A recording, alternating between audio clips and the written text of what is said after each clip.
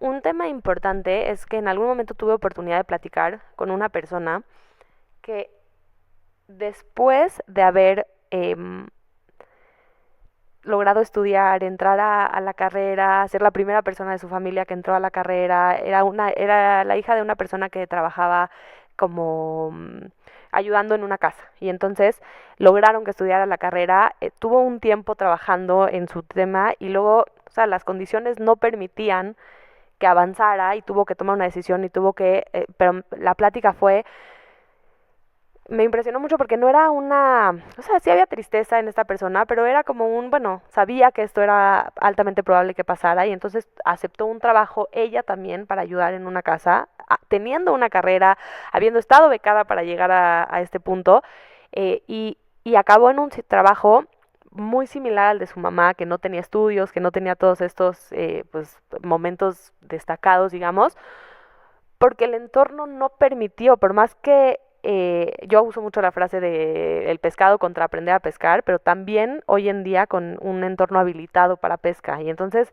este entorno que no estaba habilitado para que ella pescara, aunque logró aprender a pescar, pues acabó teniendo que regresar a trabajar pues muy cerca a donde estaba su mamá, ¿no? Y entonces pues decidimos diseñar una fundación que trabajara con temas de educación, salud y necesidades básicas.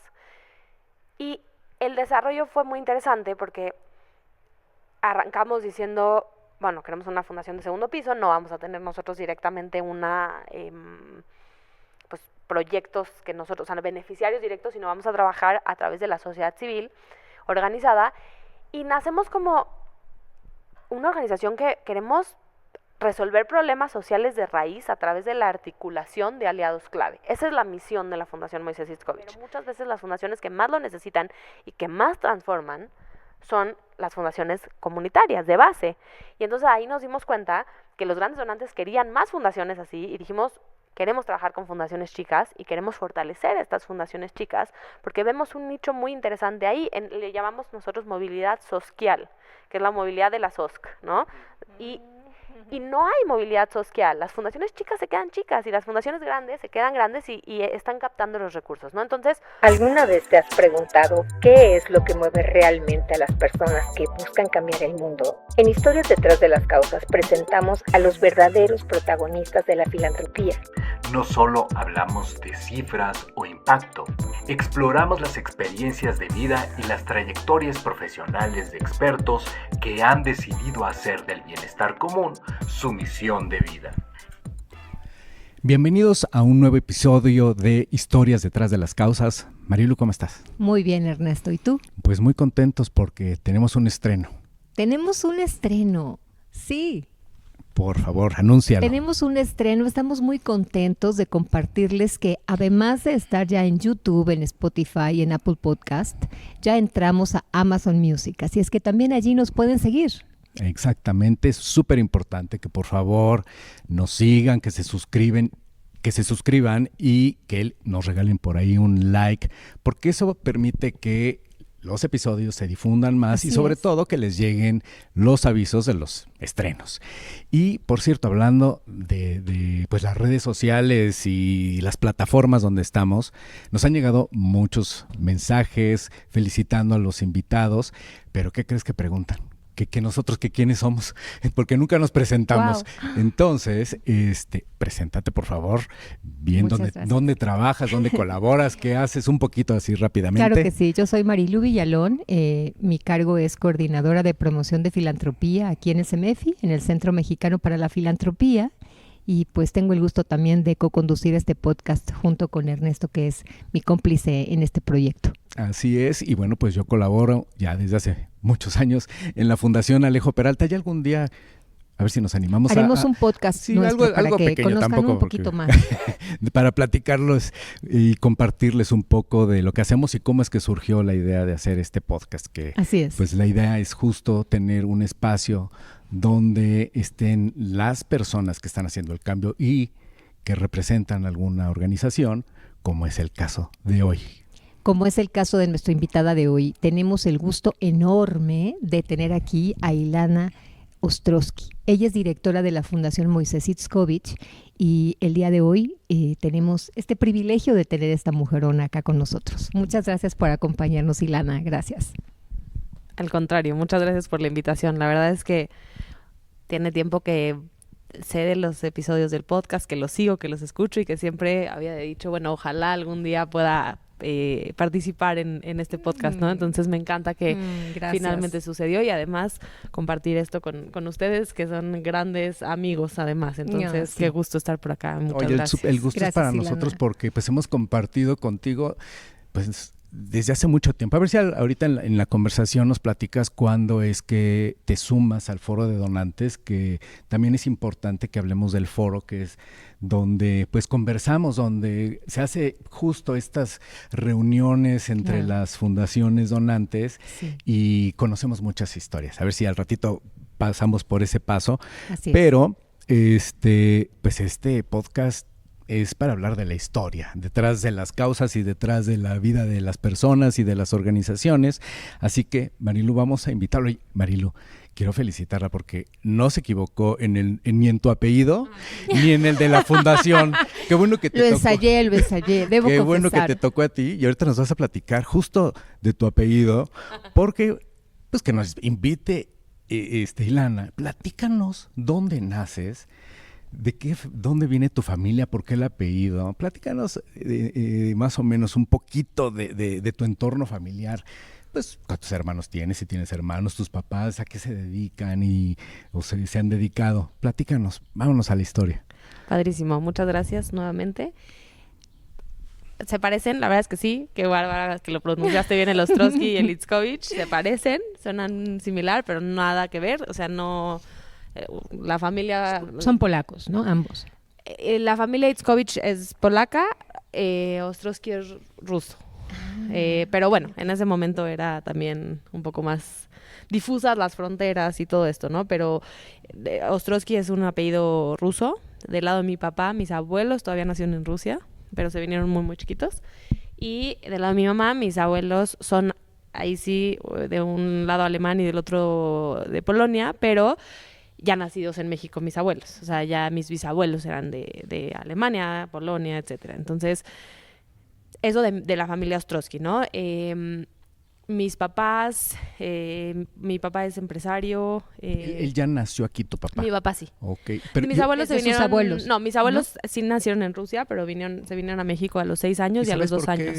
¿Por qué vinieron y escogieron los padres de tus abuelos venir a México? O sea, fue un poco cuando las cosas empezaron a complicar en Rusia y en Europa para la comunidad judía y se vinieron querían irse a Estados Unidos, pero dijeron, bueno, vamos a entrar a México y después de México nos movemos a Estados Unidos y resultó que les gustó a los dos, porque estaba chistoso porque llegaron de diferentes lados de Rusia, llegaron a México y les gustó por los dos lados, se quedaron aquí y ya más grandes se conocieron. Okay. ¡Wow, qué maravilla! Sí. Y entonces ya tu papá ya nace aquí y nos decías que tu papá ¿a qué se dedicaba? Mi papá es empresario, es consejero, hoy en día está en muchos consejos y también es un gran filántropo, entonces siempre he pensado yo que la filantropía se aprende en casa. O sea que te viene de genes. De gen, exacto. Eso. Muy, muy dedicado al tema filantrópico, a cómo cambiar siempre su entorno, a cómo mejorar, ayudar, entonces desde casa viendo eso. Y mi mamá se quedó en la casa,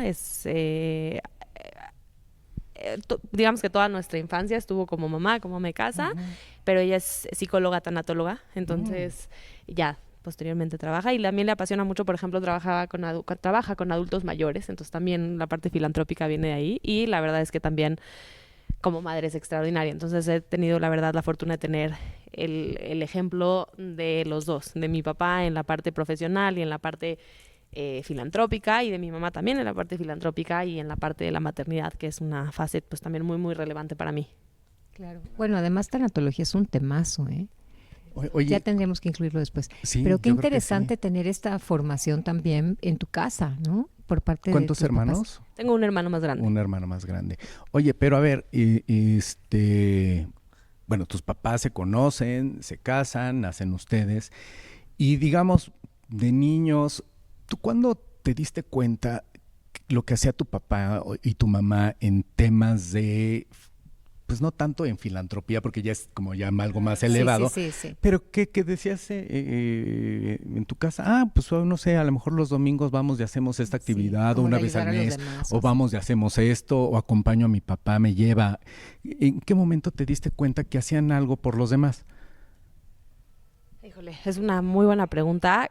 Creo que desde muy chica, o sea, siempre era en actos a lo mejor chicos, ¿no? De decir, a ver, mira, vamos a entregar comida, vamos a llevar cobijas, porque hay niños que pues no tienen la suerte y que tienen frío ahorita, vamos a dar, apoyar a una persona en un alto, comprarle los dulces, no sé, a mí me marcaba mucho que luego mi papá, por ejemplo, era como te compro el dulce y te lo doy, ¿no? O sea, como se lo compro a la mamá y que el niño tenga el dulce, ¿no? Y cosas que son, eh, pues, formas de decir, ok, es una forma de ayudar y no solo ayudar comprando, que por supuesto ya es una ayuda, pero además decir, bueno, a lo Te lo mejor no regreso, quiero ¿no? 5 mazapanes, pero te compro 5 mazapanes, me llevo uno yo y 4 o 2 vuélvelos a vender tú y Ujú. uno para tu hijo y uno para tu hija, ¿no? O ese tipo de actitudes. Entonces, la verdad es que sí, desde muy chica siempre vi a mi papá y a mi mamá muy dispuestos a ayudar.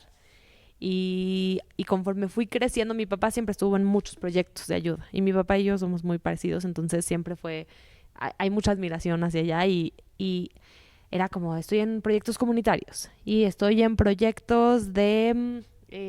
voy a ir a una junta porque estoy en un consejo, porque está en muchos consejos mi papá, por ejemplo, pero varios son de filantropía, ¿no? Donde está pro bono, ayudando a que crezca un proyecto de una escuela, a que se transforme. Entonces, o sea, la realidad es que desde muy chica siempre he escuchado, tengo junta en la comunidad, tengo junta de esto, y entonces creo que viene desde muchos años atrás. O sea que esto para ti es un tema normal, digamos. Tú lo viviste en tu casa, fue algo cotidiano para ti, ¿no? Sí, definitivamente. O sea, yo desde muy chiquita tenía como muy mi plan de vida en mente y todo lo que quería hacer en consultoría, porque yo vengo de la consultoría y como todo mi plan muy exigente, pero siempre decía, pero eventualmente, y también de tener hijos, porque siempre ha sido parte de mi plan, una parte muy relevante, y siempre fue como, bueno, voy a tener una carrera de cierta forma, después me voy a dedicar un tiempo a la parte de maternidad y yo sé que mi destino va a acabar en dedicarme a causas sociales. O sea, yo sabía que eso era lo que me movía desde hace muchos años. A ver, pero esta claridad, Sí, ¿la sí. tuviste a qué edad? Pues, no sé, como yo, o sea, entré a estudiar ingeniería industrial y de Ujú. sistemas en el TEC y, o sea, sabía que quería ser ingeniera, me pareció una carrera que iba alineado a lo que yo quería mover.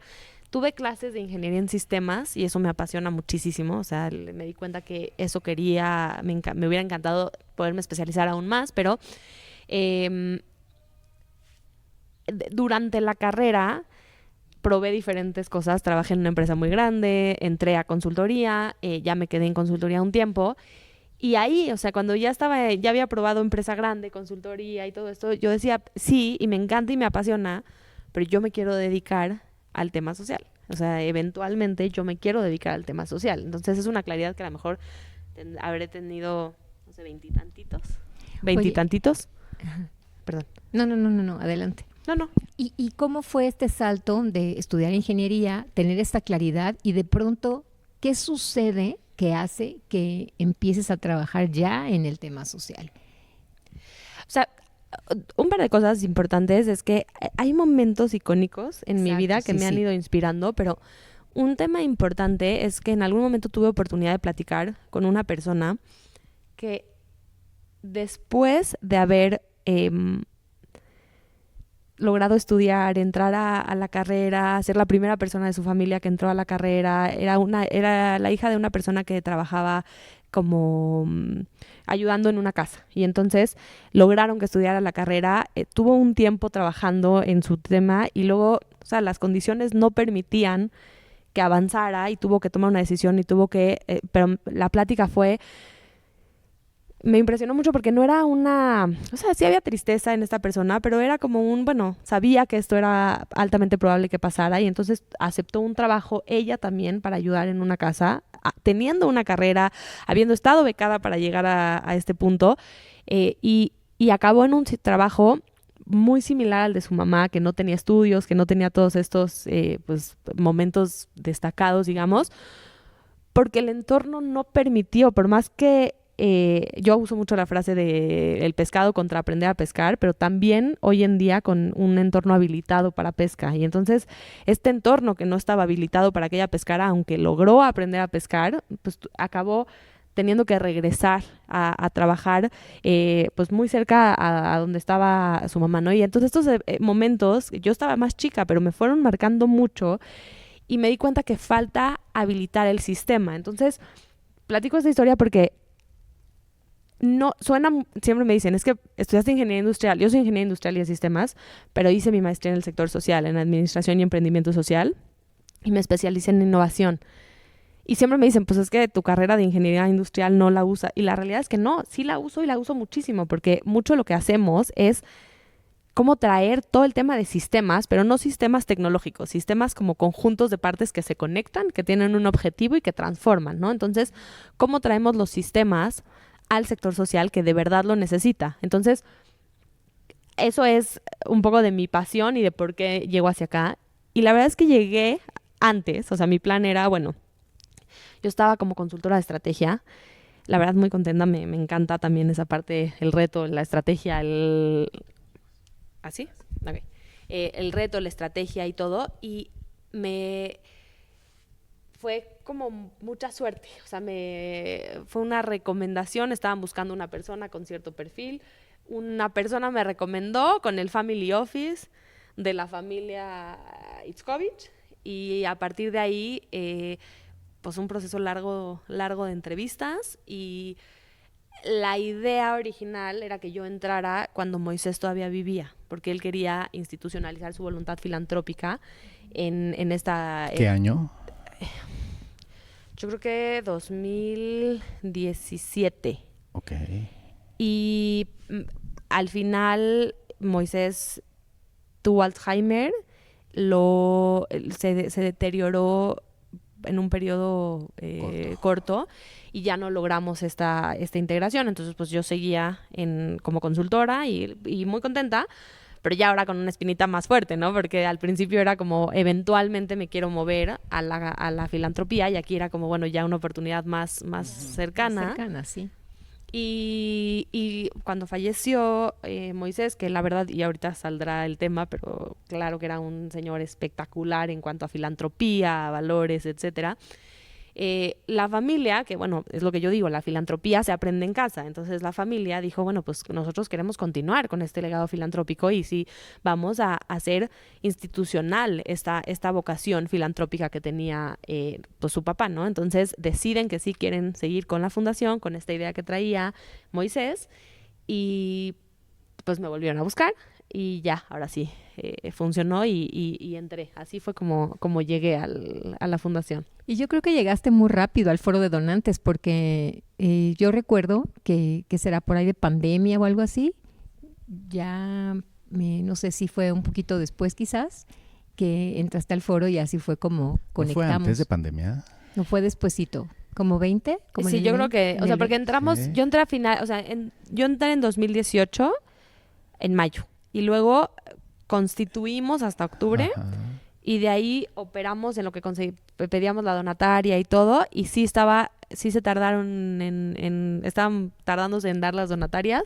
Recibimos la donataria a finales del 19 y ahí empezamos a operar. Entonces yo sí creo que fue más cerca del 2020. Sí, yo creo que sí. Es que yo recuerdo que nos conocimos y esto de Aguascalientes ha de haber sido 22. Pero eso fue después. 23. Pero ya nos Sí. conocíamos, o sea, ya Sí, nos ya estaba en el conocíamos del foro. Y digamos, los primeros años de la pandemia no veníamos al foro. Entonces, yo creo que antes Pero de la pandemia... estábamos en línea. Yo conocí a Ilana ¿En en línea? línea, Ah, en el ok. foro de donantes en línea. De hecho, cuando Ajá. regresamos de pandemia fue como, Ah, ¡guau! eres tú. Si eres Llevamos- 3D, no solo eres así una foto. Sí, no eres un holograma, sí existes. Sí, Qué importante esto que dices, Ilana, porque los legados familiares, hay muchas fundaciones y organizaciones que se constituyen gracias a un legado de la familia, ¿no? De hecho, hay como una brecha muy fina entre algunas fundaciones empresariales y algunas fundaciones familiares, porque precisamente los patrimonios y los legados vienen de las familias.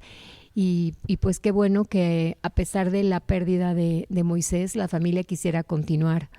Bueno, más que la pérdida, al contrario, ¿no? Como pues para honrar su claro. memoria, qué bueno que quisieron continuar con este legado.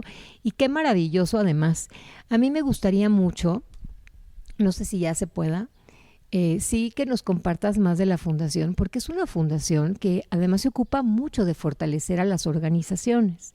Entonces, cuéntanos un poco cómo es este proceso, a qué se dedican, qué temáticas, cómo hacen para hacer esta identificación y esta cercanía con las organizaciones. Es una pregunta muy vasta, voy a platicar por favor. por partecitas. Sí. O sea, ¿cómo surge la fundación? Bueno, una vez que la familia quiere continuar con este legado, que la verdad es que sí, yo creo que es la forma más bonita de mantener vivo a una persona. Oye, pero a ver, ¿cuál era el legado? Porque nos dices que era un gran filántropo. ¿Qué hizo en vida? Para sí, que la familia no... Sí, pero te voy a decir una cosa. Ajá. Su perfil siempre fue muy, muy, muy discreto. O sea, es este tipo de donante. Moisés nace en San Luis Potosí. Ok. Y desde chico ayudaba a su papá a trabajar. Su papá trabajaba en una zapatería. Y estudiaba, pero ayudaba a su papá para poder pues, salir adelante, porque pues tenían... no tenían recursos para estudiar, etcétera. Entonces ayudaba en la zapatería. Y después estudió ingeniería. Es ingeniero y del Politécnico. Y ahí dice, bueno, yo tuve la oportunidad y quiero regresar esta oportunidad y todo lo que me ha dado pues las oportunidades, México, y entonces desde ahí, o sea, desde que estoy hablando desde que tenía 18 años, 20 años, tiene mucho esta conciencia social, o probablemente desde antes, de querer regresar al país, ¿no? Entonces, eventualmente tiene oportunidad de entrar al mundo del acero. Y ahí es donde empieza, bueno, a tener pues más oportunidades. Y incluso una de las frases más comunes de Moisés es que veía a las empresas como generadores de empleo, ¿no? Entonces era eso, es decir, no es un generador económico, es un generador de empleo. Y entonces la familia tiene fábricas de acero en el norte de México, el país, en Nuevo León, en Monterrey, en Monclova. Y esta fue la forma en la que él empezó y tenía grandes proyectos con fundaciones como con la Fundación UNAM, hay muchísimas historias de cómo siempre iban a buscarlo y nunca nadie salía con las manos vacías, ¿no? O sea, con proyectos, con hospitales, con temas de educación. Entonces, pero es un extraordinario filántropo, pero extremadamente discreto. Entonces, sus obras siempre fueron ayudar a muchas organizaciones cuando más lo necesitaban. Oye, es que de verdad no tenemos estamos haciendo este proyecto, pero no podemos ni siquiera pagar la nómina, y Moisés ayudaba. Y estamos haciendo este hospital aquí, y Moisés ayudaba. Y entonces tenía proyectos, incluso también en muchas temáticas, con muchas fundaciones, pero era su forma de ser, más allá de tener grandes proyectos que también hay, por ejemplo, edificios completos que traen el nombre en asilos, o sea, en lugares para adultos mayores, y que los van, pues sí, era más no solo era el recurso que daba, sino se platica mucho de Moisés que era el que escuchaba. Entonces yo te escucho y te ayudo a solucionar, y entonces ese es el tipo de filántropo que era. ¿Sabes cómo le llaman estos personajes? ¿Saben? El clavo. Clavo, así como okay. Del clavo. Dicen que cuando tú llegas a un museo, a una casa, y ves un cuadro que te gusta, ¿no? Que dices, ¡ay, qué bonito! Y pues quién es el artista, la técnica, y ya sabrás, todas estas cosas. Pero no ven quién es quien sostiene. Entonces, Estas organizaciones como el Asilo, las obras que apoyó Moisés y todos estos filántropos son el cuadro, lo que tú ves. Pero quien sostiene el cuadro, no importa si es un cuadro chico, grande, si pesa mucho, si es ligero, el clavo está ahí. Qué bonita. Es muy bonito, sí. Sí, es muy bonito. Entonces, y no importa que no me veas. Aquí estoy. La obra me tapa, eso es lo importante. Y este tipo de personas, estos filántropos que entienden, que se apropian, que aman la causa, que creen en la causa, no les importa tener la vista pública, ¿no? Muchas veces decimos que, bueno, hay que craquear el huevo, ¿no? Pero la persona prefiere beneficiar a la comunidad, a la institución, ¿no? Pero vienen ya después las organizaciones, las fundaciones y este podcast que nos encargamos de decirle, pues hay un cuadro detrás de esa obra, hay un clavo que está sosteniendo esta obra, ¿no? Sí, y bueno, y además ahora difícilmente puede no ser tan visible el clavo por las cuestiones legales y jurídicas. Bueno, ya es otra cosa. Sí, que está. Perdón, pero sí, claro, también eso ha hecho que pues que se tenga que mostrar el clavo, lo cual digo, en muchos casos, como antes se manejaba la filantropía, como bien dices, sí había muchas personas, y todavía las hay, que se mantenían en un perfil muy, muy bajo. Sin embargo, ahora también parte de esta filantropía que visibiliza, y creo que lo importante es también reconocerlos, porque sin duda muchas de esas organizaciones no existirían si estas personas no hubiesen sostenido tantas obras y a tantas personas durante muchísimos años, ¿no? Ahora tenemos un tipo de filantropía que está en momentos de transición y que sin duda la fundación nos atestigua esa trayectoria, ¿no? Pero a mí me llama la atención cómo de trabajar apoyando a su papá, ser zapatero, wow, ¿no? Se vuelve un filántropo tan relevante, ¿no? Claro, que me encanta la analogía, la verdad es que la voy a usar, si no Sí, tienes es muy inconveniente. No, pues Porque es fundamental para estos personajes. la verdad es verdad, es un sostén muy importante de lo que muchas veces brilla y sí, o sea, hay muchas historias de queremos hacerte un evento, queremos invitar, o sea, no voy a ir a un evento, no quiero que me lo reconozcan así porque no es para eso, ¿no? Y un poco habla del perfil, que es lo que decía así. Hace mucho sentido porque crece en un entorno con necesidad y después tiene oportunidades. Y entonces, claro que tiene que ver con su forma de ser y sus valores, pero el decir, tuve oportunidad, tuve necesidad y tuve oportunidades y ahora puedo devolver, pues es algo menos común de lo que debería, pero que la realidad es que cuando hay una persona que sale adelante, muchas veces quiere ayudar, ¿no? Entonces, lo volvió pues muy cercano a decir, bueno, pues yo sé lo que es tener estas necesidades y cómo puedo ayudar a solucionarlo, ¿no? Entonces, que también es un reto, un poco entrando a la otra pregunta que hacías, entrar a pasar de un no hay reconocimiento, no hay, y es cualquiera que venga, lo voy a ayudar, lo voy a escuchar, a cómo hacemos esto institucionalmente, porque entonces ya no es yo soy Moisés y es mi dinero y yo decido, ¿no? Si no es, pues ahora hay una institución detrás que tiene que tomar decisiones, pues con base en la línea que legó o que dejó el legado, pero que ya no es esa persona. Y entonces eso fue un cambio muy interesante y fue cuando decidimos empezar la fundación, construirla desde cero.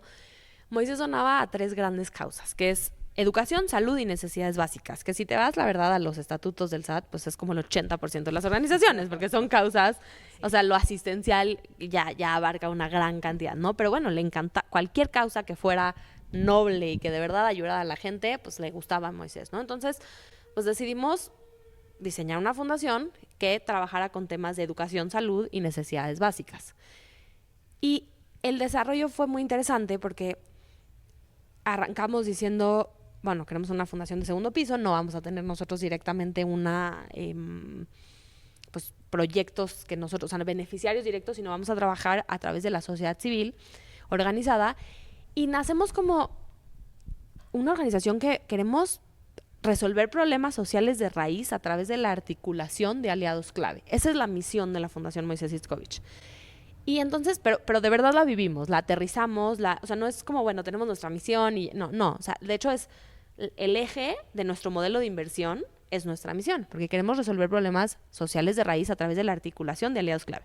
Y entonces, en esta parte histórica, empezamos a ver qué podemos hacer, encontrar el nicho. Justo coincide cuando yo estoy haciendo la maestría en administración y emprendimiento social, y la verdad es que tenía yo acceso a pues mucha gente muy muy talentosa que eran mis profesores, y entonces empezamos a hacer todo como muy by the book, ¿no? Muchas veces las fundaciones surgen de una necesidad y después vemos cómo lo hacemos bien, y aquí fue más bien, tenemos la oportunidad, vamos a ver cómo lo hacemos bien y después vamos aterrizando las necesidades. Entonces la Fundación MI surge diferente que muchas de las fundaciones. Muchas veces es una causa, un cercano, un tema sensible que desarrolla todo el concepto, ¿no? Y aquí fue, bueno, ¿cómo lo hacemos? Entonces, en esta investigación decimos, oye, hay una necesidad muy importante de trabajar con fundaciones y fortalecerlas, ¿no? Fundaciones chicas. Y cuando arrancamos, yo tuve oportunidad de compartir foro con grandes donantes, porque estos donantes, fue casualidad, pero teníamos que hacer una estructura y teníamos que hacer algunos donativos en corto tiempo. Y para poder hacerlo, pues hay que hacerlo a fundaciones muy grandes y muy sólidas para asegurar que corriendo procesos cortos lleguen, ¿no? Entonces, empecé a compartir mucho foro con grandes donantes. Y siempre me decían, es que hay que encontrar más fundaciones de estas. Es que cuando encuentres más fundaciones, avísanos y nos sumamos al proyecto. Es que hay que buscar este tipo. Y ahí fue cuando dijimos, a ver, no, hay que hacer más fundaciones de estas. Hay que llegar a fundaciones, porque vemos una diferencia importante. Fundaciones muy grandes, pero que no están dentro de las comunidades en muchos casos, y fundaciones comunitarias que están muy de base, que es la propia gente de la comunidad, pero que no tiene acceso a fondos, y entonces, pues, pocas son las que realmente han tenido una oportunidad que las han hecho crecer, pero en general las fundaciones chicas se quedan chicas y las fundaciones grandes se quedan grandes y captan la mayoría de los recursos, porque sí, si te vas a que la gran mayoría de los donantes en México son personas morales que también rinden cuentas, pues entiendes por qué, pues es mejor donar a fundaciones que sabes que van a ocupar bien el recurso, pero muchas veces las fundaciones que más lo necesitan y que más transforman son las fundaciones comunitarias de base. Y entonces ahí nos dimos cuenta que los grandes donantes querían más fundaciones así y dijimos, queremos trabajar con fundaciones chicas y queremos fortalecer estas fundaciones chicas porque vemos un nicho muy interesante ahí. Le llamamos nosotros movilidad social, que es la movilidad de la SOSC, ¿no? Y no hay movilidad social. Las fundaciones chicas se quedan chicas y las fundaciones grandes se quedan grandes y están captando los recursos, ¿no? Entonces, desarrollamos un sistema para trabajar un año con las fundaciones, dándoles apoyo para la causa con todos los procesos. Son procesos muy sólidos, porque si no es muy difícil dar recursos a fundaciones así. Y dijimos, vamos a dar un fortalecimiento. Y entonces pusimos un fortalecimiento de un año y metíamos consultorías y metimos diplomados.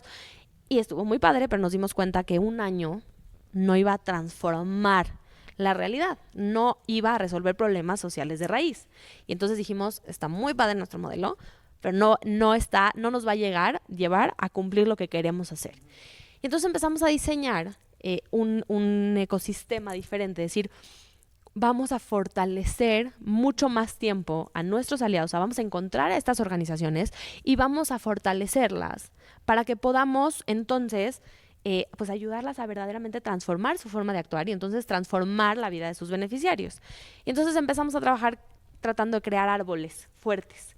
Y decir como, te voy a cuidar, te voy a regar, te voy a dar mantenimiento. Y en una conversación con una persona que sabe mucho del sector, me decía, o sea, está muy padre, pero ¿para qué quieres un árbol en Guerrero y un árbol en Oaxaca y un árbol en Chiapas? Porque eso no transforma tampoco. Realmente sí ayuda, pero no estás cambiando la realidad.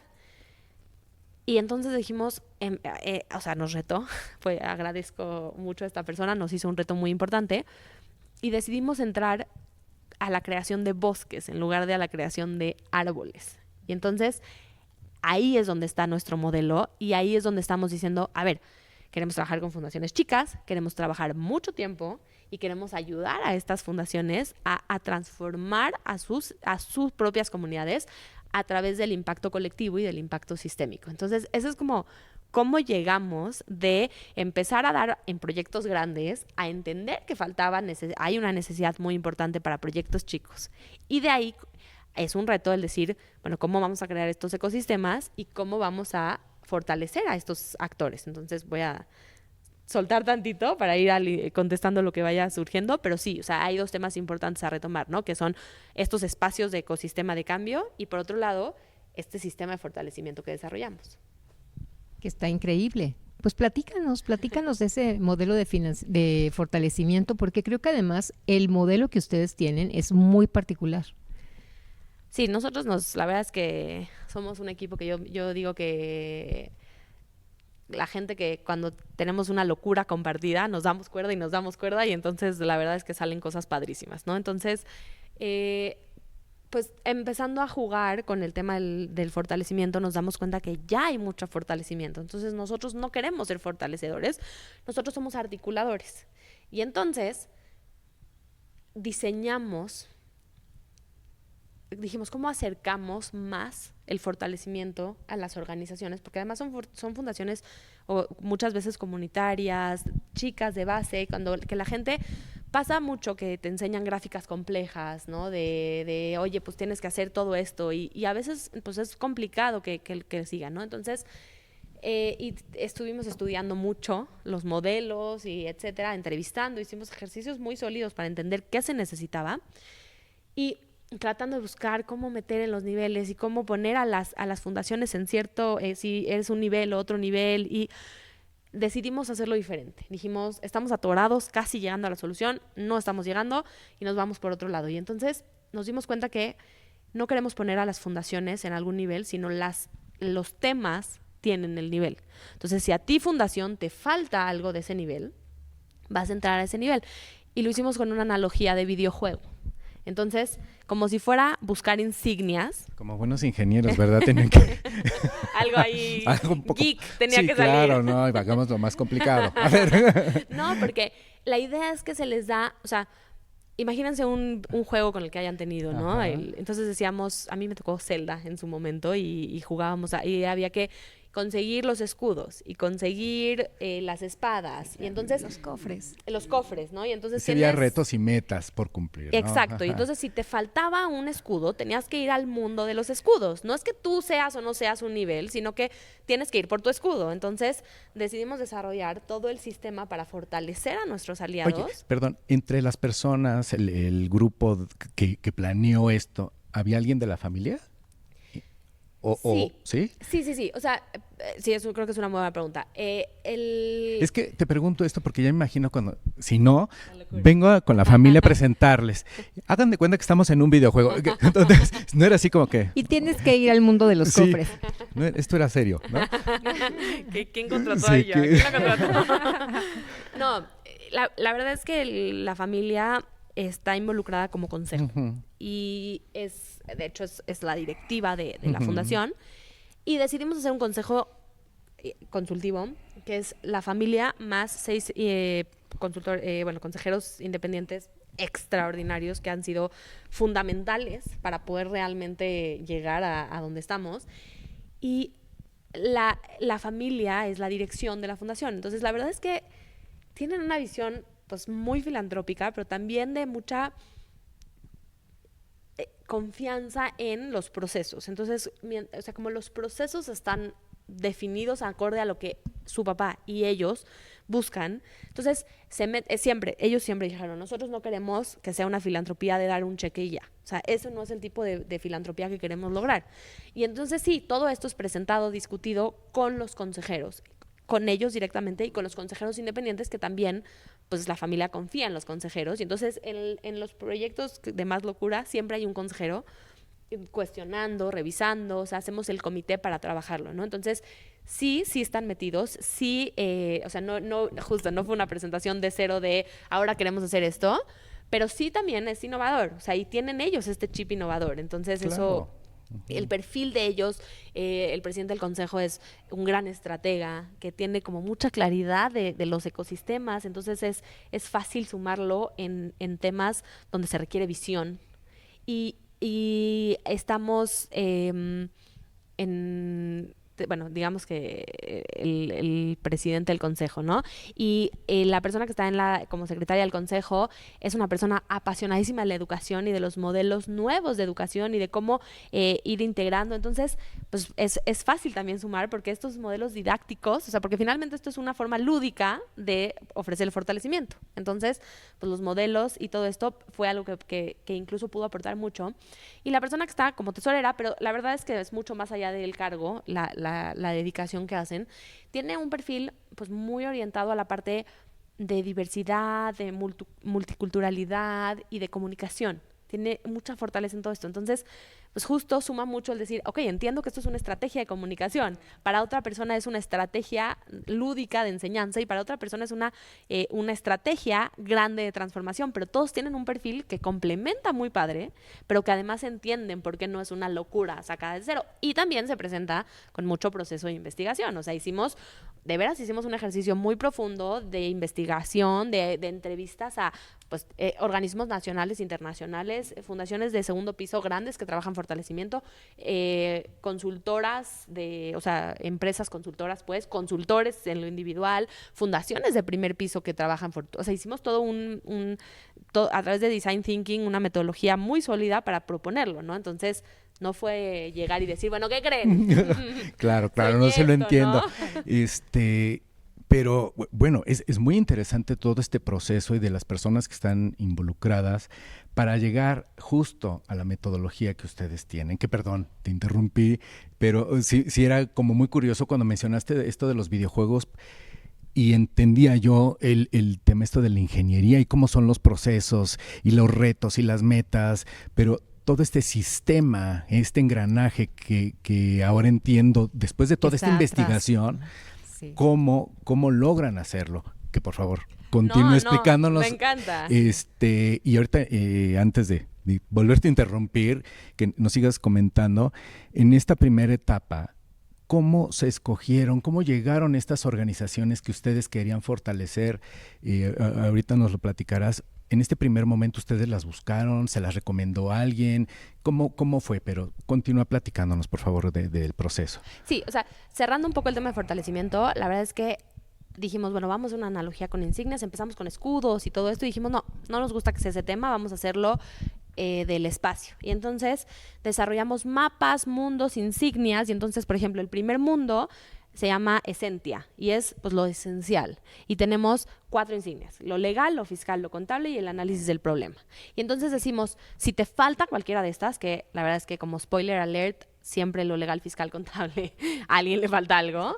Entonces, sí, porque nosotros creemos que para poder hacer, tenemos que ser. Y ser quiere decir, pues, cumplir con todo lo que tenemos que cumplir para estar autorizados para hacerlo, ¿no? Entonces, y el análisis del problema, pues, sí es qué quieres resolver. Y entonces empezamos a desarrollar las insignias y la forma lúdica de enseñarlas. Porque, por ejemplo, las insignias de legal, fiscal, contable desarrollamos con Transformando 360 Grados, que es un despacho especializado en este tema, en el sector, una metodología que se llama el método ADA, que es el método de alineación, y entonces trabajamos con ellos a través de una revisión muy profunda de 3 años, y después de esto hacemos cursos, capacitaciones y después revisiones. Y esto es una forma. Pero con análisis del problema trabajamos con consultores que nos ayudan a hacer pues directamente, de hecho les llevamos transversalmente pues toda la parte del diseño y la intervención desde el análisis del problema.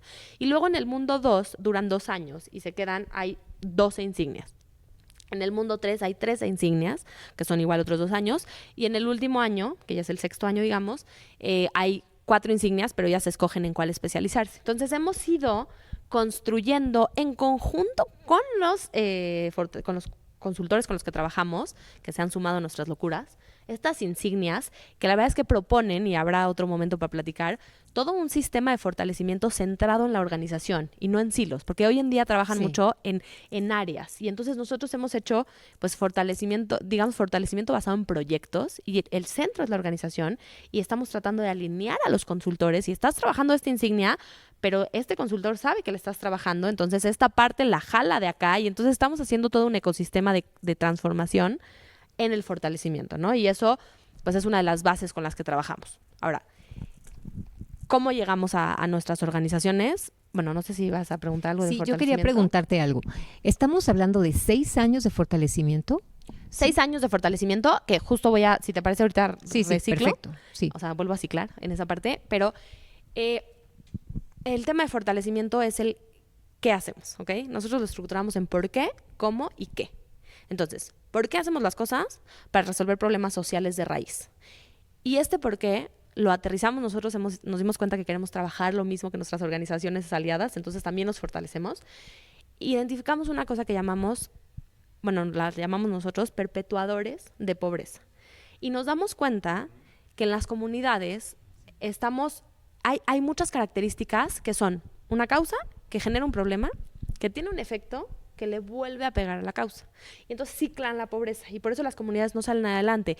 O sea, son números de que 86 de cada 100 personas que nacen en la zona, digamos, sur, que nacen en el primer quintil de pobreza, en toda su vida no cruzan la línea de pobreza. O sea, es 86% de la gente que nace en pobreza se queda en este estado de pobreza toda su vida. O sea que origen es destino en estos lugares. La pobreza es totalmente hereditaria. Y entonces nos damos cuenta que hay estos factores que la perpetúan y que incluso en muchos esfuerzos de organizaciones o de empresas de sacar a la gente adelante enseñando a pescar, lo que logras es grandes pescadores que tienen que abandonar su comunidad porque no hay donde pescar. Porque como tú decías, el entorno no está habilitado para que ellos puedan hacerlo de otra forma. Correcto. Y entonces el que sí logra transformarse se va y la comunidad sigue en la situación de pobreza. Y entonces lo que dijimos nosotros es resolver problemas sociales para nosotros es contribuir a la disminución de los perpetuadores de pobreza en las comunidades. Y entonces ese es por qué hacemos las cosas. ¿Por qué? Porque queremos contribuir a que se rompan estos perpetuadores y que, si no tienes acceso a un mar, pues tendrás un río o vamos a ser un criadero, pero tienes que tener un espacio donde poder pescar para que sirva que sepas pescar y que transforme a toda tu comunidad. Entonces, ¿por qué hacemos las cosas? ¿Cómo lo hacemos? Lo hacemos a través de los hubs, le llamamos nosotros. Estamos haciendo muchas locuras y entonces inventamos palabras porque necesitamos el lenguaje que nos acompañe. Y entonces estamos haciendo los hubs sociales, que son de las organizaciones de la sociedad civil, ¿no? Entonces, son estos nodos de las organizaciones de la sociedad civil. ¿Y qué hacemos? Hacemos inversión social o social y movilidad social. La movilidad social es todo el sistema de fortalecimiento que les platiqué y la parte de inversión social es todas nuestras convocatorias y todo el recurso que damos para que las propias comunidades puedan hacer proyectos de los cuales se apropien y que verdaderamente transformen. Y entonces aquí entro a contestar esta pregunta de los dos, que es ¿cómo las escogemos y por qué 6 años? Y entonces, 6 años surge a raíz de esta investigación de entender si un año era muy poco. Hay fundaciones que tratan de fortalecer toda la vida, que están 16 años, que están fortaleciendo. Nosotros encontramos este punto de 6 años. Las primeras fundaciones con las que trabajamos lo hicimos a través de una metodología de investigación cuantitativa, donde a través de los indicadores de los ODS, de las fuentes públicas, o sea, fue todo un análisis estadístico para entender cuáles eran los estados más rezagados en los objetivos de desarrollo sostenible que nosotros queríamos transformar, y trabajamos mucho para ver qué necesitaba cada estado. Y entonces fue todo un análisis numérico muy interesante. Y entonces voy a poner un ejemplo. No somos una fundación que dice vamos a trabajar proyectos de salud y tráiganme proyectos de salud, sino abrimos uno y decimos, a ver, en Ciudad de México uno de los principales problemas es el tema de diabetes, obesidad, hipertensión, etcétera.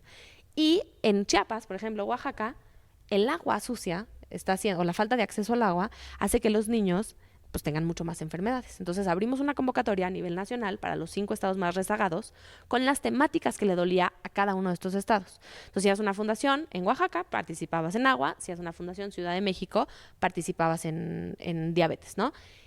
Y así hicimos nuestra primera, digamos, generación de 10 organizaciones, primero en temas asistenciales, luego en temas de salud y luego en temas de educación. Fueron 3 años consecutivos que lanzamos, una convocatoria por año. Y entonces invitamos a 10 organizaciones y así llegan con nosotros. Ahora, estas organizaciones, un año las fortalecemos en este primer mundo y a las mejores 7 en cuanto a cumplimiento administrativo, cumplimiento operativo y cumplimiento administrativo, operativo y de fortalecimiento, las invitamos a trabajar 2 años más con nosotros.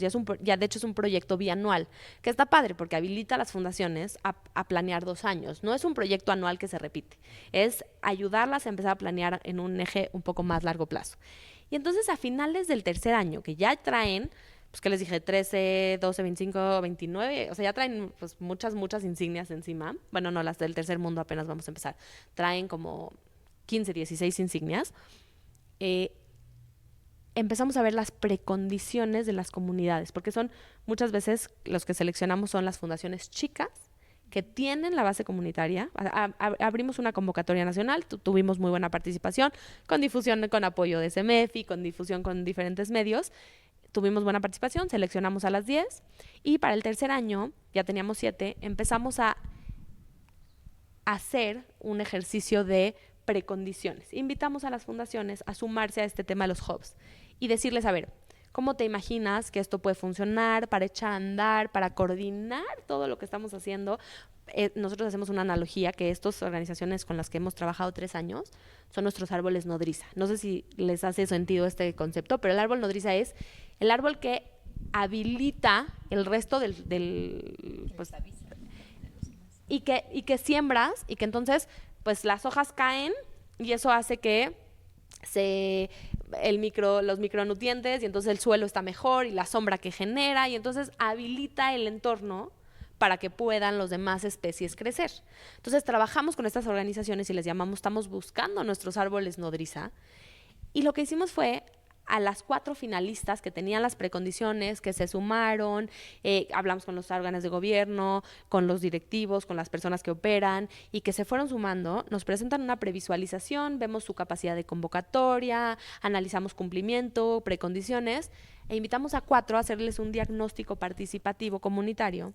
Se va un consultor a la comunidad, un diagnóstico sólido, se va un consultor a la comunidad varios días, levanta datos, observación, encuestas.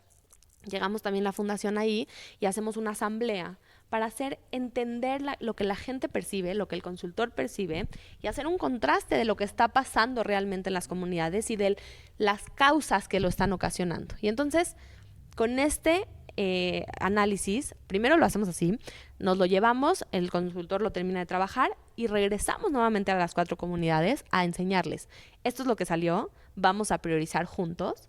Se hace un ejercicio nuevamente de cómo hacer la parte colectiva y de cómo priorizar y de ahí salen nuestras nuevas convocatorias. Entonces, por ejemplo, les voy a poner el caso real, ¿no? Acabamos de seleccionar a nuestros primeros, porque todo esto es un proyecto a 6 años, a 9 de hecho, y estamos en el año, digamos, empezando el año, o por empezar el año 4 con nuestra primera generación.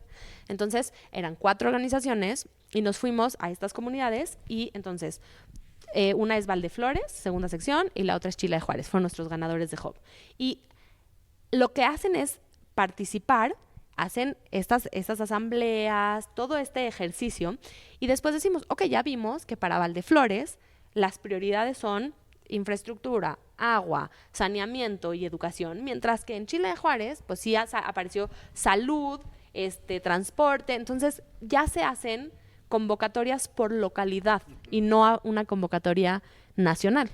Y entonces se vuelve muy interesante porque son las necesidades de la gente que la gente misma percibe que empiezas a sumar a las personas como agentes de cambio para poder verdaderamente proponer y transformar, ¿no? Entonces abrimos la convocatoria, la dejamos abierta para que las organizaciones de la zona puedan participar y el mejor proyecto, o sea, que tenga más partes en el proyecto, entonces lo seleccionamos, ¿no? Y entonces incluso ahí estamos trabajando para que podamos sumar a los comités de aquí que trabajan su comité de agua, su comité de salud, de educación, a trabajar en los proyectos de agua, de salud y a transformar estos proyectos pues desde los propios comités. Y entonces, fortaleciendo a los comités, pues estás haciendo un cambio muy importante, porque lo que estás haciendo es que las estructuras organizativas de la propia comunidad se fortalezcan, no solo las fundaciones, y entonces pueda hacerse este impacto colectivo donde la propia comunidad pueda transformar en estas rutas de cambio, ¿no? Entonces, seleccionamos a nuestros aliados, estamos trabajando varios proyectos, pero no solo son muchos proyectos que comparten la localización, sino que estamos generando los engranes para que podamos decir, a ver, ok, pero ya sabemos que hay un proyecto de agua y un proyecto de salud y un proyecto de educación. Ok, el proyecto de salud va a hacer campañas de vacunación en el espacio de la escuela, pero van a hacer campañas de agua los dos en estos espacios. Y entonces empiezas a integrar como sistemas y ahí es donde estamos llevándonos. Y son 6 años porque en realidad para este punto ya llevamos 3 años trabajando con nuestro árbol nodriza, que esto es muy importante porque el árbol nodriza tiene que tener mucho liderazgo, pero es una forma de tener ya confianza con las personas y con la comunidad, porque son instituciones que son, o fundaciones que son de la comunidad o que llevan muchos años trabajando con las comunidades y entonces, pues ellos ya tienen mucho avance y trabajar 3 años con ellos, pues nos da la confianza de las instituciones y de la comunidad. Entonces ya tenemos un pie adentro y entonces empezar a sumar a todas estas personas, y entonces son 3 años acá, y volvemos a invitar por un ciclo de 6 años nuevamente a las instituciones de la zona, etcétera, y por eso en total nos quedamos 9 años, o la idea es quedarnos 9 años en las comunidades donde estamos, ¿no? Entonces, eso es como, ya sé que parece que no es en resumen, pero de veras es en resumen. No. Pero digo, ahora entendemos por qué son todos estos pasos, estos procedimientos y el tiempo que abarca. Ahora, nos decías que, bueno, estos mundos depende de las necesidades de cada organización. Pero entonces, esto no significa si, por ejemplo, una organización no requiere lo del mundo 1, lo del mundo 4, que sean menos años. En cuanto a... normalmente son tantas insignias Ajá. que sí requieren algún tipo de insignia, porque la que podría no requerir sería la del primero, porque son solo 4. Ajá. Y como ahí está legal, fiscal y contable, en algún momento sí la requieren. Ok.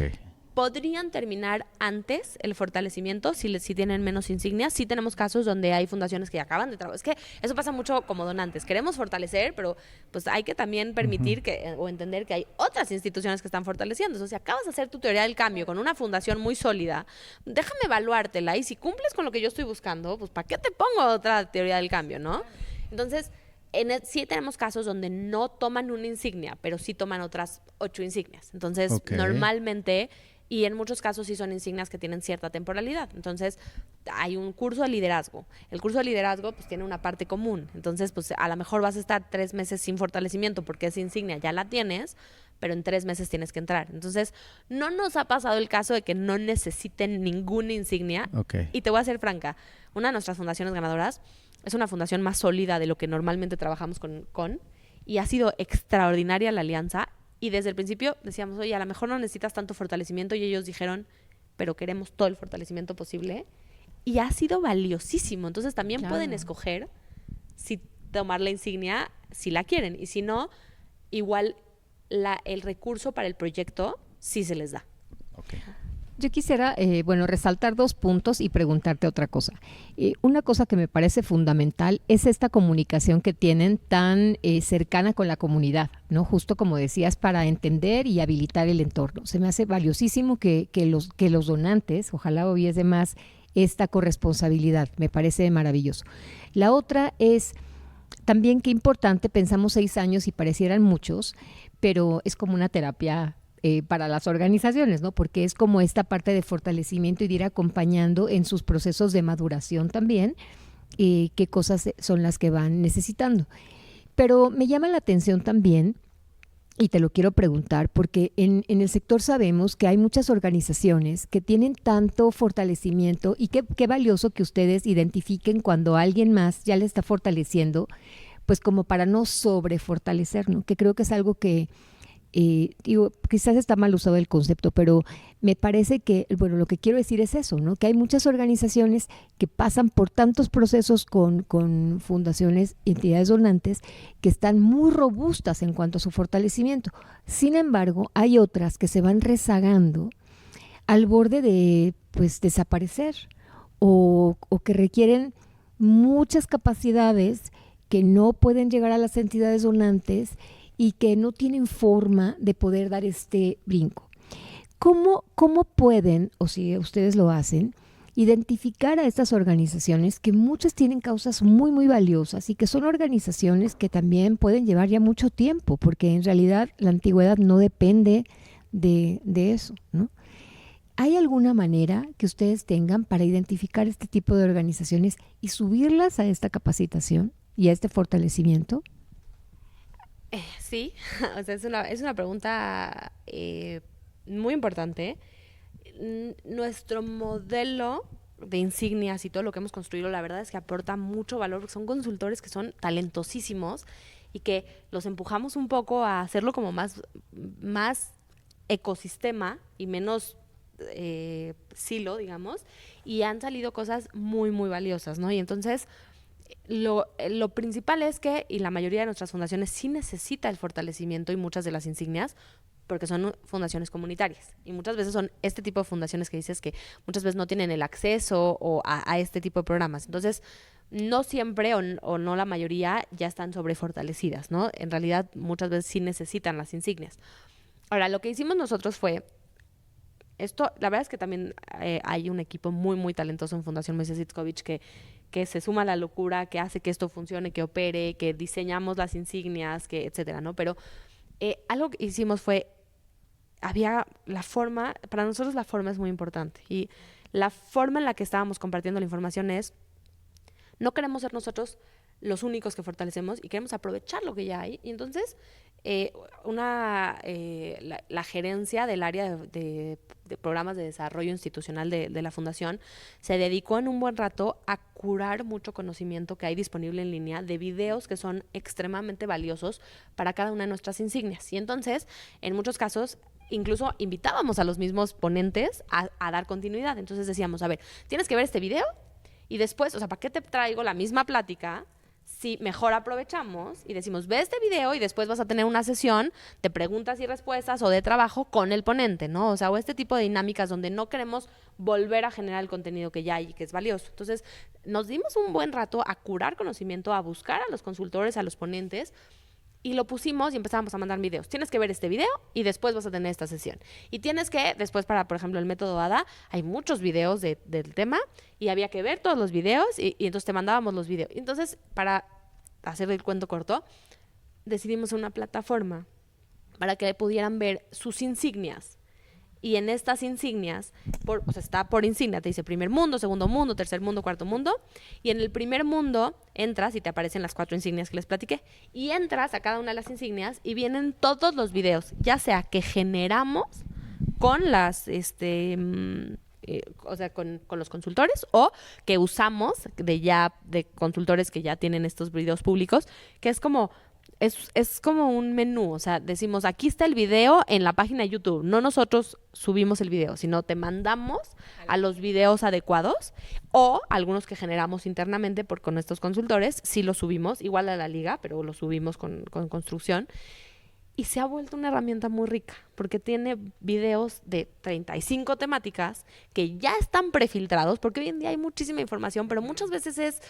¿Quién sabe si el video está bueno, si tiene lo que necesito? Y entonces esto ya es como un filtrado y está hecho para nuestras organizaciones, para que supieran, estás en el mundo 1, te toca ver los videos de esto, métete y vas haciéndolo. Y nos dimos cuenta que aportaba mucho valor y lo que decidimos fue abrirla al público. Y entonces, en vez de que sea nada más como la agenda de nuestras organizaciones, hoy en día tenemos una plataforma donde las organizaciones pueden entrar y estudiar o aprender de videos, de ponentes que están precalificados, que sabemos que son de buen contenido, y entonces hay muchas temáticas que están muy interesantes y hay de hecho una parte donde vienen como los otros recursos que pueden descargar, de información de manuales que se han compartido y es como un consolidador. Entonces esto creo que sería la forma de invitar a fundaciones que a lo mejor, o sea, nosotros no podemos donar directamente en este momento a las fundaciones, chicas que no entran a nuestro proceso, pero ha sido muy valioso y fundaciones que lo han usado nos han dicho es que muchas veces creemos que necesitamos un programa de fortalecimiento muy costoso para poder fortalecernos y la realidad es que un programa estructurado de videos es muy valioso. Entonces tenemos esta página de fortalecimiento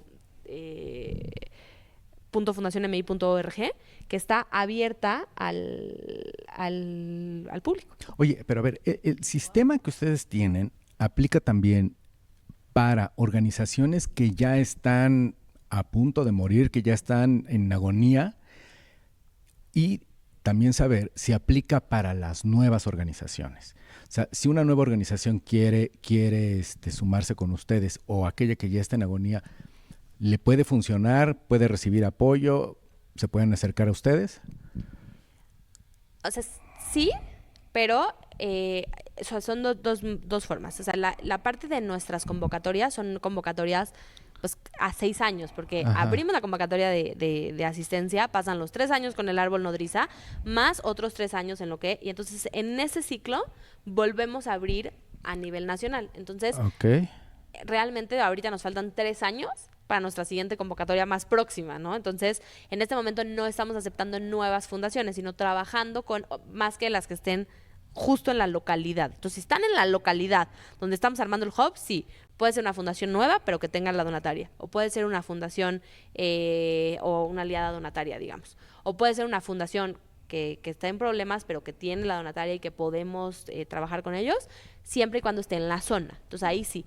Ahora, la otra que es a las fundaciones que se nos acercan, porque sí recibimos mucho peticiones, es aquí está nuestra página, ahí puedes aprender y se pueden acercar a nuestros consultores y ahí tener, porque, por ejemplo, muchas veces son estas fundaciones que están en agonía, muchas veces por temas legales o fiscales o contables, ahí pues desarrollamos el método ADA, que está disponible para descarga gratuita, donde pueden el equipo contable, digamos, de las fundaciones descarga, y es un manual con archivos de Excel, con todo lo que necesitan para alinear las cosas y cuidar. Por ejemplo, te dice, oye, pues es que aquí ya traes mucho gasto administrativo, ojo, ¿no? Entonces, es todo un método que está pues descargable en un manual. Entonces, estas fundaciones podrían beneficiarse, si el tema que les falta es algo legal, fiscal, contable, de este tipo de materiales, más que trabajando directamente dentro del sistema. Ok.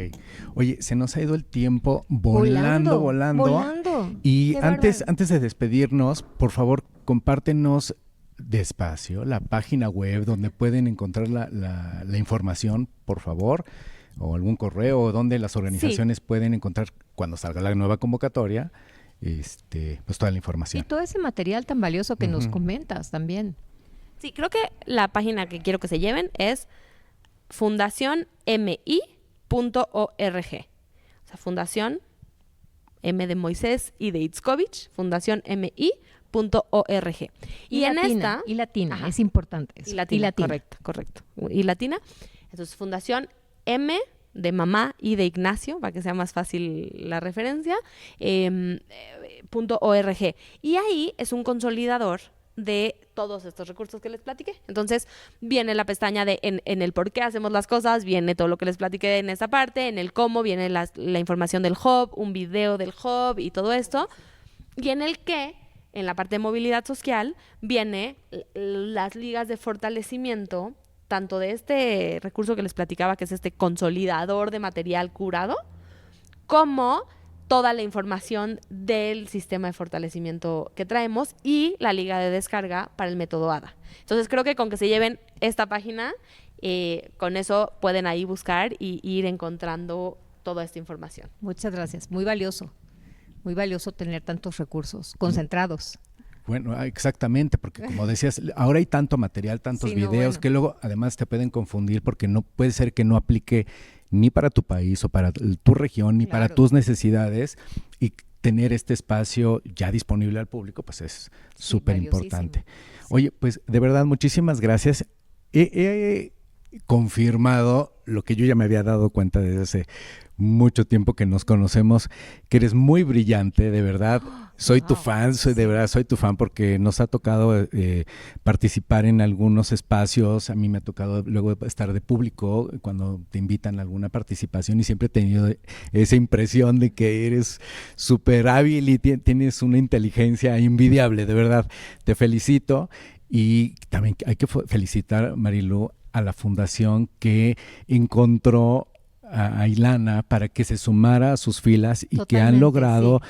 pues ahora sí, poner en marcha lo que era un proyecto de una organización que justo en esta conversación nos dimos cuenta lo que es que hay un personaje importante que tuvo una trayectoria como filántropo, pero que la familia se interesó y que armó todo un staff y encontró a la persona que los guiara para hoy hacer esta gran labor, ¿no? Sí, y además que como bien dices, Ilana, mis respetos también, porque siempre vas adelante y además porque hubiese sido muy fácil solo administrar un patrimonio.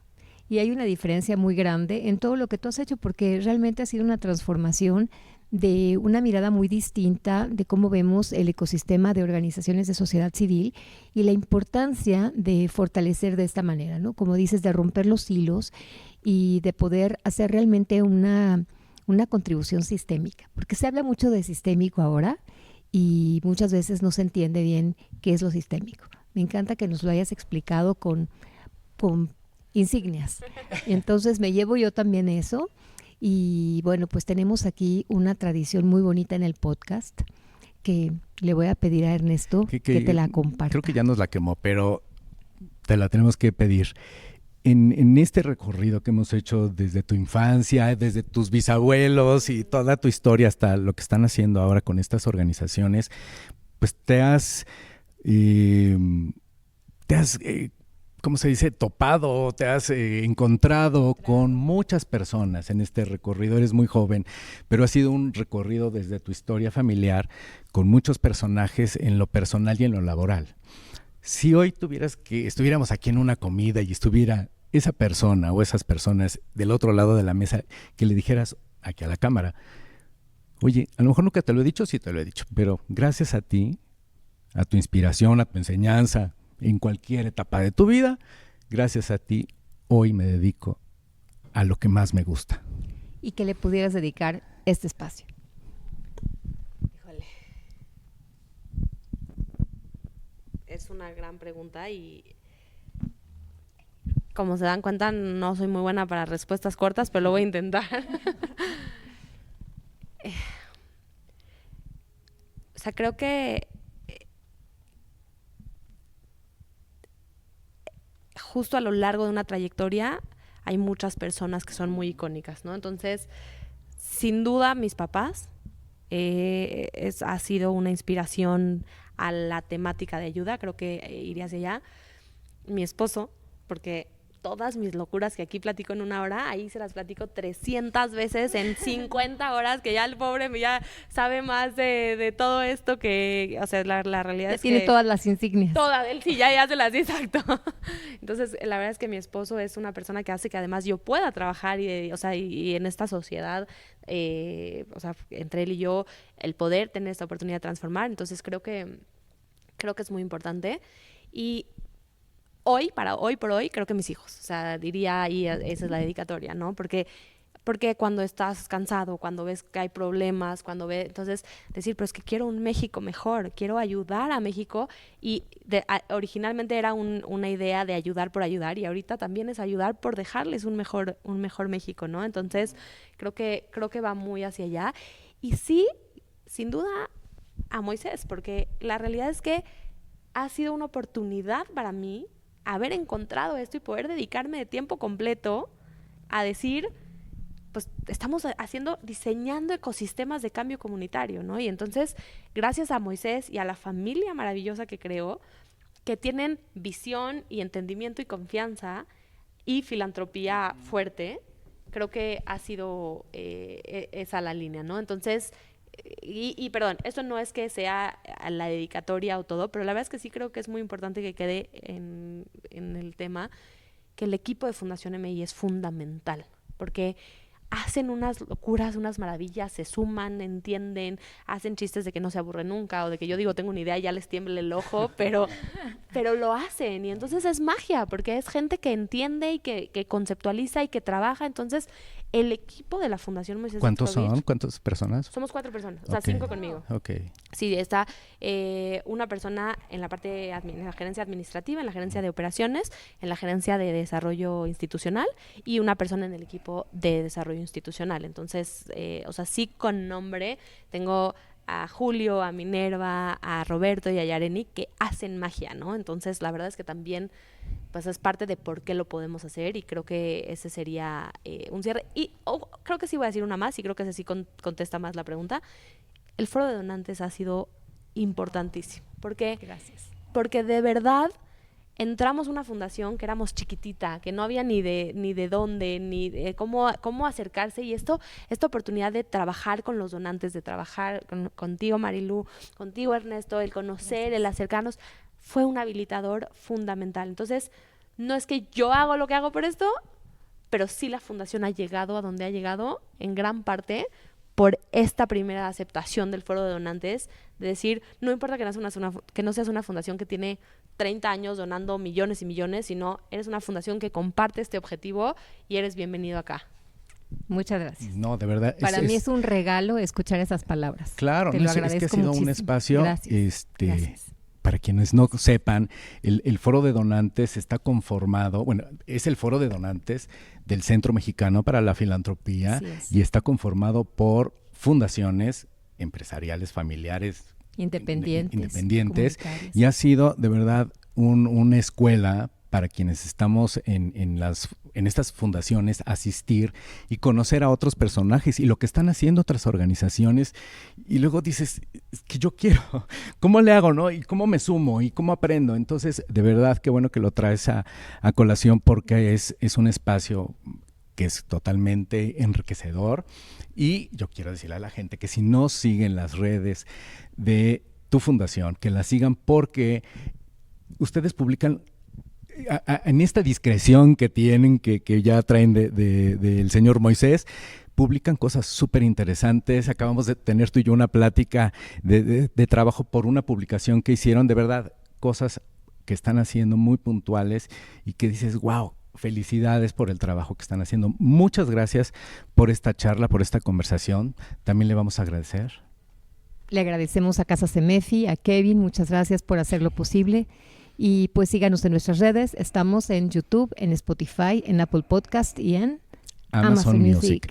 Muchísimas gracias. Muchas y pues gracias. Ya estaremos aquí Gracias. Compartiendo otra historia detrás de las causas. Así es, Ilana, muchas gracias. Gracias, Ilana. Ernesto, gracias.